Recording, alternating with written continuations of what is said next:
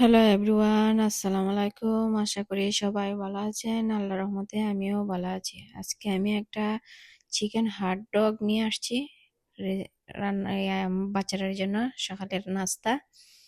Chicken hot ডগরে আমি কি করব, বাটার দিয়ে ভাজবো। দেখেন, এভাবে আমি বাটার দিয়ে ভাজার পরে আমি হট ডগটা দিব এটার।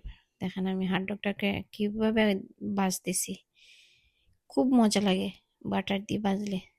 ভাজার পরে আমি দেখেন আমি কিভাবে করতেছি, ঠিক আছে?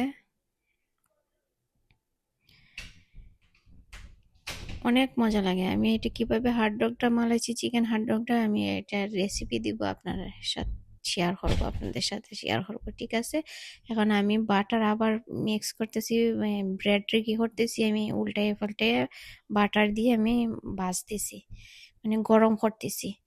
গরম করার পরে আমি কি করবো, এটার ভিতরে হট ডগটি দিব, ঠিক আছে? এখন আমার ভাজা শেষ সব বাটার দিয়ে। এখন আমি কেচাপ দিব ভিতরে।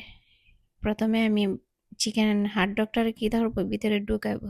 কিভাবে ঢুকাই দেখেন, হ্যাঁ দেখেন আমি এইভাবে ভিতরে ঢুকিয়ে দিচ্ছি, ঠিক আছে? এইভাবে আমি এটার উপরে কি করবো, কেচাপ দিব।